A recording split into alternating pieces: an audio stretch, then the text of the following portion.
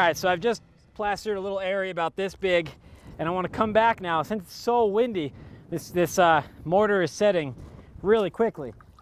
So come back with a sponge squeezed out, a grout sponge, and you start rubbing on the plaster. So my first priority is to get rid of this seam when we started. And I could just rub that out.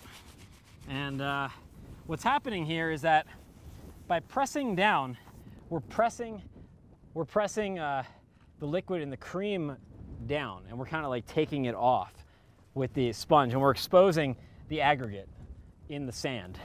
And that's creating a little bit of it's evening the whole surface out, and it's creating a little bit of a rough texture. That's going to be good for when we put on the next coat. It's going to give the next coat of plaster something to stick to, but also it's going to be our final finish. So on the stucco that I'm going to put on after this, the stucco has a much finer sand. So while I will be floating, you're not going to see big pebbles and stuff like that. It's going to be a smoother finish. And I'm going in a circular motion. On these edges, on these big seamed edges, I'm kind of just going at it pretty hard in any direction that I can kind of make it disappear.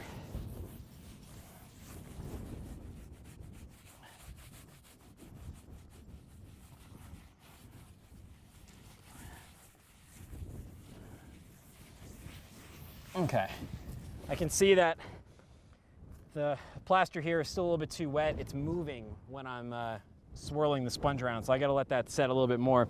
So that's an opportunity now to just keep moving. It's going to keep moving, go a little bit further, and then I'll come back to this in a few minutes.